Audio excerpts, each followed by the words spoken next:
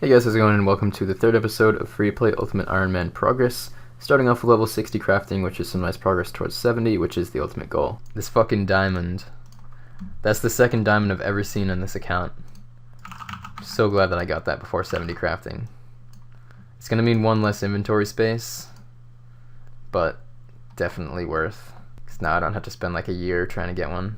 See, this is why free to play is fun, because you can get that excited over a diamond. There's 60 mining. That's pretty cool. Another skill at 60 plus. Can enter the mining guild. The world famous mining guild, no less. Damn, that's pretty fucking badass. But that'll actually be good for mining coal for the Mithralors. Here's a nice milestone of the cash stack hitting 500,000 just from selling unstrung symbols to the store for 50 GP each. So it may not seem like a lot to a pay-to-play person, but it is actually, it's a fair amount of time spent. It's about 10k GP an hour, so yeah, it's about 50 hours worth of crafting right there in terms of GP, and it's going to take a while to use up all that money also. Alright, after about 70 hours of training crafting on this account, time to do something that I've been looking forward to for a while. Level 70 crafting, highest level on the account right now, and can now craft diamond amulets, which means I can make an Amulet of Power. I have the magic level to enchant it. So I need to go get a gold bar, get some wool, and then I can actually make myself an Amulet of Power, which I'm going to start using for ranging, which is really nice. It's taken so long. I've probably spent more time crafting on this account than I have on my main account. I have 20 mil crafting on my main, because the XP per hour, I've probably averaged like 10k overall. I could get like 12k if I really focused hard, but I've been like semi-AFK while playing both accounts. But yeah, that's awesome. Finally have that done.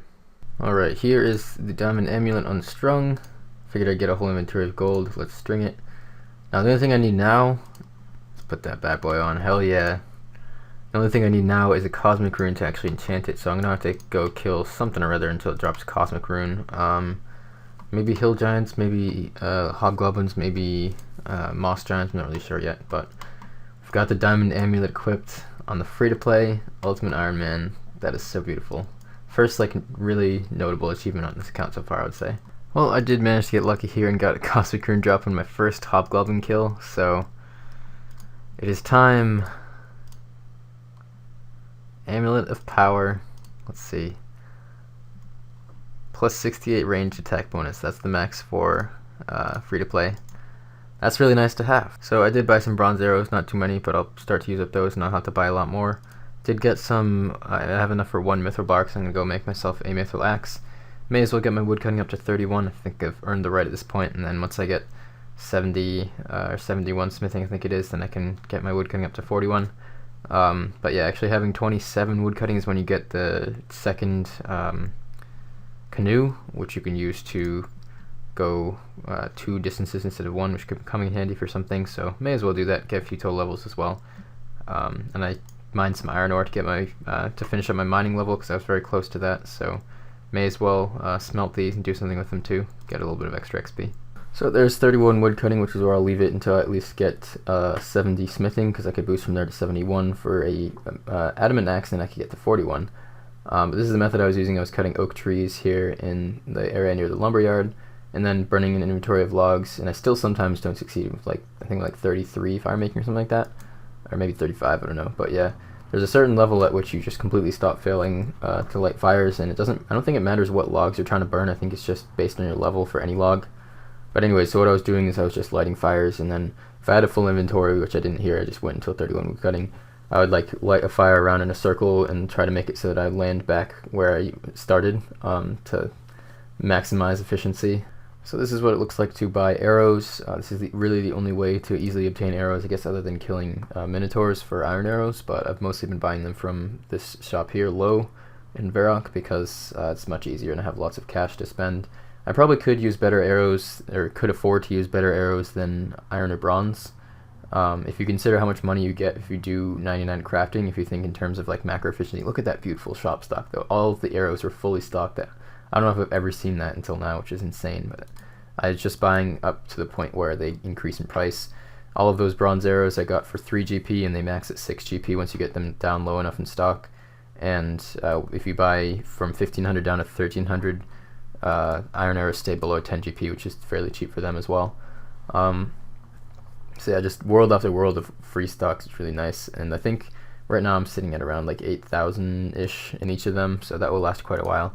I managed to get some good info about ranging and figure out a lot of interesting stuff. I mean, the difference in range strength between bronze and iron arrows is only 3. It's a difference of +7 for bronze and +10 for iron.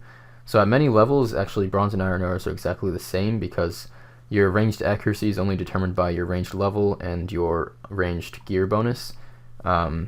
Your ranged strength is determined by your arrows, so like having higher arrows doesn't make you more accurate, it just makes you hit higher.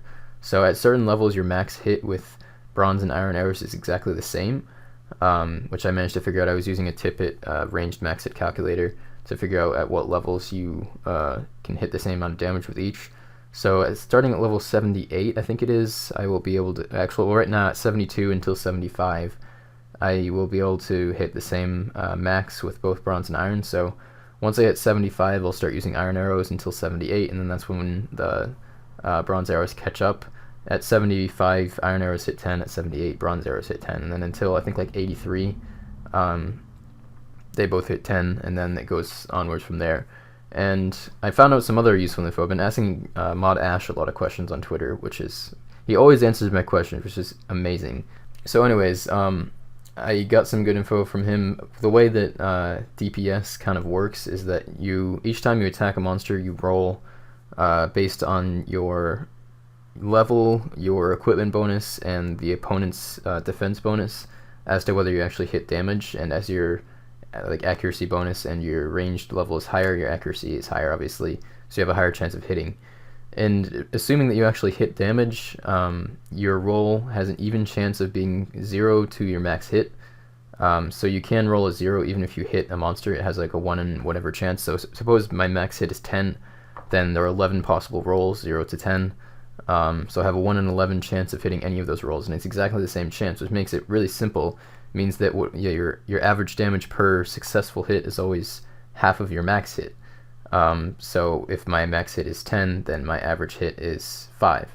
And that's the case every single time. So you can do some fairly accurate calculations based on that. There is a whole formula on your max roll and your accuracy and stuff like that, which is a little bit more complicated. I did find all the formulas on the forums and I plugged them into my own, I made a sort of a small program that will do the calculations.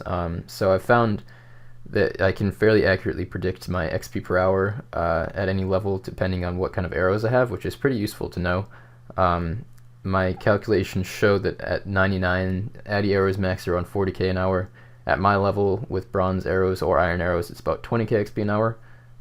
So it's not fast, but it's interesting to be able to know, and I can use this information to calculate all kinds of different stuff about whether it's worth it to use certain arrows based on the cost and all sorts of different things like that.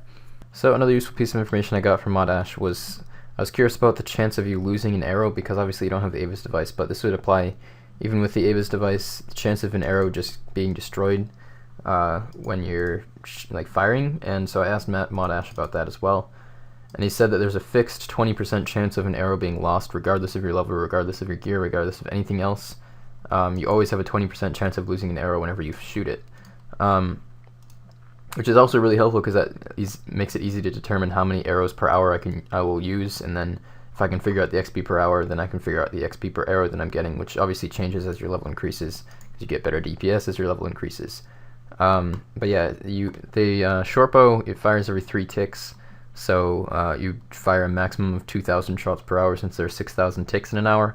Realistically, it's probably more like 1,500 shots per hour, because you're not always firing, you're picking up items sometimes, and there's just time between kills. So I tend to go with about 1,500 shots per hour. Seems like a fairly reasonable estimate. So based on that, if you lose 20% of those 1,500 arrows that you shoot, then you lose 300 arrows per hour. So that seems like a pretty accurate number. You lose 300 arrows per hour, so these arrows will last a long time. So 10 hours would be 3,000 arrows. This is almost 30 hours of arrows, and this is also almost 30 hours of arrows. So this will keep me ranging for a while and definitely get me a lot of XP. And based on those figures and based on the XP rates, it seems like you'd use about 150,000 iron or bronze arrows to get to 99 ranged. And if you used Addy arrows, you would use about 110,000. So regardless of what arrows you use, it would be over 100,000 arrows. But yeah, 150,000 bronze and iron arrows would probably cost you a max of 1.5 mil. depending on like how long you waited for shops to restock and stuff like that. But yeah, I mean, if you do 99 crafting with gold items and sell them all to the store, you have like 15 to 20 mil cash. So in terms of macro efficiency, you could definitely afford to spend money on higher level arrows, which I may start doing. I'm not really decided yet. But yeah, if you are going for like max total, like thinking in the max total mindset, which I sort of am, but not really. I don't think I'll ever actually max this account, obviously, but I'm thinking in terms of some 99s at least. The only ones that cost money are ranged, magic, and fishing. Fishing costs like 600k for feathers. Magic costs about 7 mil if you do fire strikes for all the casts. So after that, you still have like 10 plus mil left over that you could spend on just arrows if you wanted to, unless you wanted to spend more money on like crumble undeads or fire bolts or anything like that. But I don't know if that would be worth the money over the arrows. So yeah, it's hard to really say. I don't think I'll ever actually get 99 crafting, but I will most likely get 85 smithing if I keep playing this account. And if I do smithing and crafting alongside each other with gold, then I will end up with probably around like 4 mil GP from all of that. So it may be worth it for me to switch between the two whenever I get a certain amount of lava runes, start doing that for a while and build up a cash stack again and then spend it down on higher level arrows. But that's for the future to decide. So right now I'm at 72 ranged, which is my highest skill. Getting close to 1 mil range experience is pretty cool. Right. As far as goals for the future, as I said, my primary goal I guess is to try to get 85 smithing, which will take a long time between collecting the runes that I will need and also just doing the actual smithing. So I've done a lot of calculations with that too, and really there are 3 options I've found that seem somewhat viable. Either gold bars from like mining from the crafting guild and teleporting. I need about 6,000 law runes to get to 85, which is the lowest amount of runes for any of the methods, but it's also the slowest XP per hour in smithing. The next possibility would be getting more law runes and doing iron ores. Iron, you have a 50% chance of the ore not smelting, so assuming that it is actually 50%, then you would get an average of 18.75 XP per ore, rather than like its standard 37.5. It's 12.5 for smithing and 25 for 12.5 for smelting and 25 for smithing, like into actual items. So if you only get half the bars that you mine, then it would be an average of 18.75 XP per. And so that would take almost 15,000 law runes, because I'd have to mine in Varrock, teleport to Falador to smelt, then teleport back to Varrock to smith the items, and then walk back to the mine. So it would be 2 law runes per trip. So it would be a lot more costly with law runes, almost 3 times as many as doing gold bars. The XP per hour is faster. I haven't gotten a good test of how fast it is, so that's really the question.